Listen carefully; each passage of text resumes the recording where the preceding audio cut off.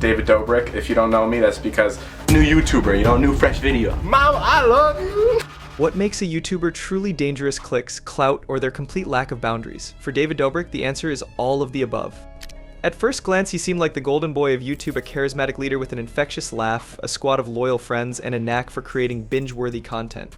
But behind the camera, Dobrik was something else entirely, a master manipulator with a growing appetite for pushing the limits of what's acceptable and sometimes what's legal. His stunts were wild, his vlogs were chaotic, and his need for views, let's just say it made Jake Gyllenhaal's character in Nightcrawler look like a model citizen. From dangerous pranks to allegations of exploitation, Dobrik's career is a masterclass in how quickly the mighty can fall. So how did a man who built an empire on laughter become one of the most controversial figures on YouTube?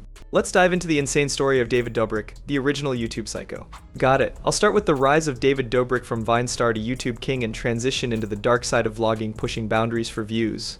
The rise of David Dobrik from Vine star to YouTube king. Before he was the face of controversy, David Dobrik was just a kid with a phone and a dream. Like many of his peers, he got his start on Vine, the now defunct short video platform that birthed countless internet stars. Dobrik had a gift for making people laugh, whether it was through quirky skits or rapid-fire punchlines. When Vine shut down in 2016, many creators scrambled to reinvent themselves, but not David. He had already set his sights on a bigger stage, YouTube. What set David apart wasn't just his charisma, it was his ability to build a team, or as they came to be known, the Vlog Squad. This group of friends became the backbone of his content, and their chemistry was undeniable. Dobrik's vlogs weren't just random clips, they were chaotic, fast-paced narratives packed with pranks, celebrity cameos, and jaw-dropping stunts. Each video felt like a party you didn't want to miss, and audiences couldn't get enough. By 2019, David had become one of YouTube's most beloved creators, racking up billions of views and millions of fans. He won awards, partnered with major brands, and even gave away Teslas to random strangers. To the outside world, Dobrik was the perfect mix of wholesome and edgy, but behind the scenes, cracks were already beginning to form. The dark side of vlogging, pushing boundaries for views.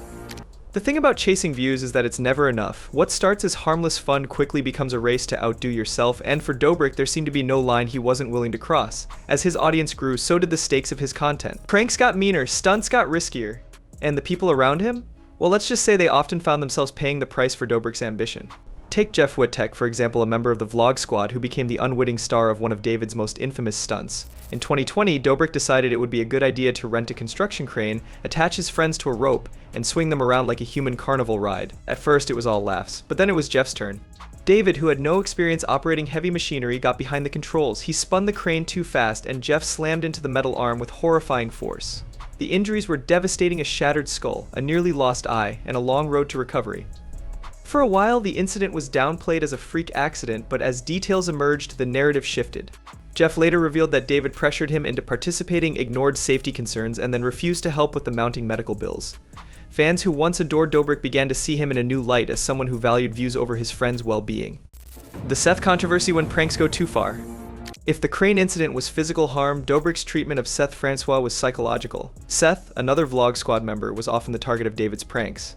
But one joke crossed a line so far, it became a defining moment in Dobrik's downfall. In a 2017 vlog, David convinced Seth to participate in what he thought was a harmless kissing scene with a woman wearing a mask. When the mask came off, however, Seth discovered he had actually kissed a middle-aged man.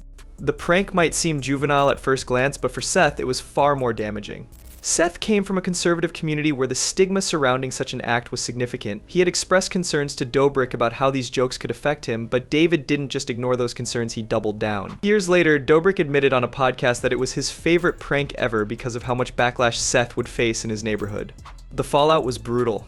Seth publicly called out Dobrik for his behavior, accusing him of perpetuating humiliation and even cultural insensitivity. For many, this was another example of David's inability or unwillingness to understand the consequences of his actions. The Vlog Squad's toxic culture.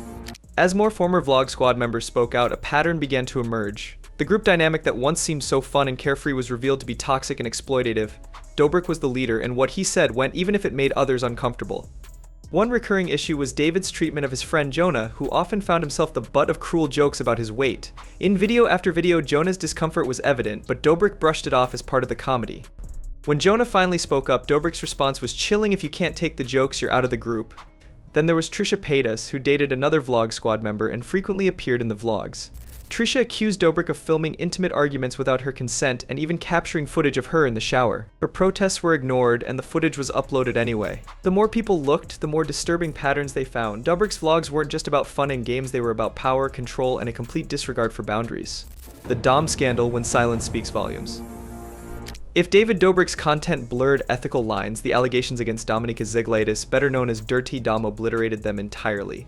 Dom was a recurring figure in the vlog squad, playing the part of the outrageous, over-the-top party guy. But behind the persona, there was a darker reality, one that would ultimately drag Dobrik into one of his biggest scandals. In 2021, an article by Insider detailed allegations against Dom, accusing him of sexual assault during the filming of a 2018 vlog. The story was shocking. Dom allegedly assaulted a woman after a night of heavy drinking alcohol that had reportedly been provided by members of the vlog squad to loosen the group up for filming. What made matters worse was that the assault happened while Dobrik was in the same apartment filming content that would later be uploaded to his channel. The video in question framed the incident as a comedic success story, with Dom playing the role of a ladies' man. For years, viewers laughed along, unaware of the trauma behind the scenes. When the allegations surfaced, Dobrik's response was notably absent. He stayed silent for weeks, issuing a vague apology only after public pressure became unbearable. But the damage was done.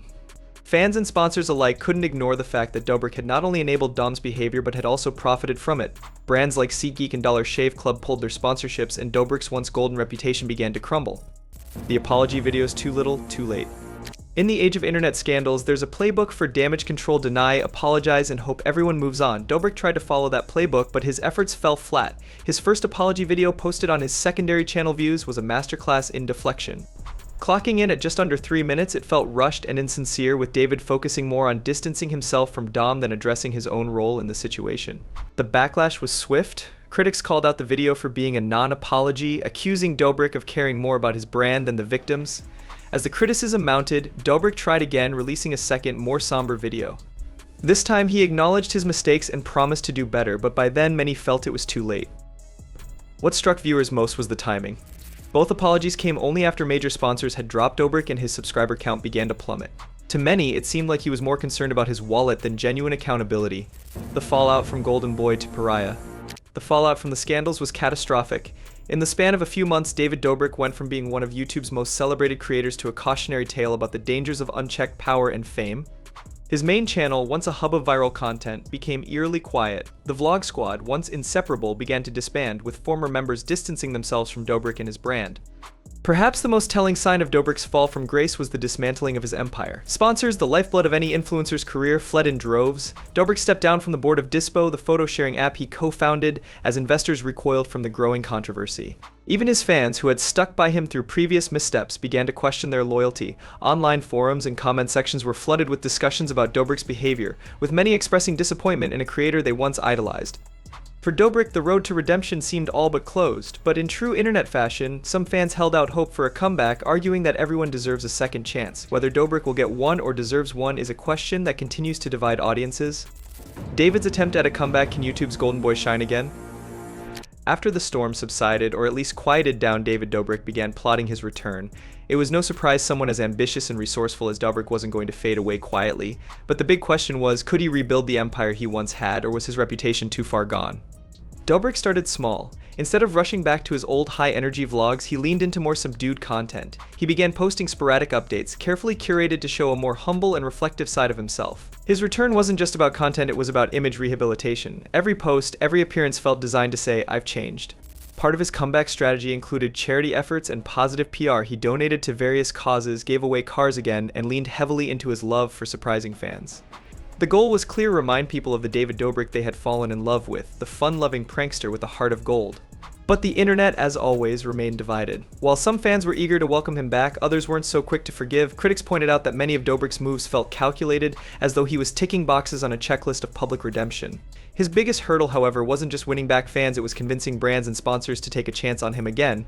Without their support, rebuilding his empire would be nearly impossible. Slowly but surely, a few began to trickle back, but the days of universal adoration and million-dollar partnerships were long gone. The enduring debate: cancel culture vs. accountability. David Dobrik's story reignited a debate that has been raging for years, where is the line between holding someone accountable and canceling them. For Dobrik's critics, his actions or lack thereof showed a pattern of exploitation and carelessness that couldn't be overlooked. For his defenders, Dobrik was just another creator caught in the crosshairs of an unforgiving internet culture. This wasn't just about Dobrik, it was about the broader culture of influencers and the power dynamics that exist in the digital age. Dobrik's fall forced fans, creators, and platforms to confront uncomfortable truths about the cost of content creation and the ethical boundaries that are so often ignored. Dobrik himself has remained largely silent on the larger implications of his downfall. While he's issued apologies and made efforts to move forward, he has avoided addressing the deeper cultural issues that his case represents. Whether this is a strategic move or a sign of genuine avoidance, only he knows. The legacy of David Dobrik. So where does that leave David Dobrik today? He's no longer the untouchable star he once was, but he hasn't faded into complete obscurity either. His name still carries weight, both as a symbol of YouTube's golden era and as a cautionary tale about its darker side. For many, Dobrik's story is a reminder that fame comes with responsibility. It's easy to get swept up in the applause and lose sight of the impact your actions can have on others. Dobrik's rise and fall show just how quickly fortunes can change in the digital age and how hard it is to earn back trust once it's lost. Will Dobrik ever fully reclaim his throne? Probably not, but his story isn't over yet. In the ever-changing world of YouTube, comebacks are always possible, though they're never guaranteed. Don't forget to like, subscribe, and hit that bell so you don't miss any future dives into the chaotic world of internet fame. Until next time, stay safe, stay sane, and remember, content may be king, but accountability is the crown. Peace.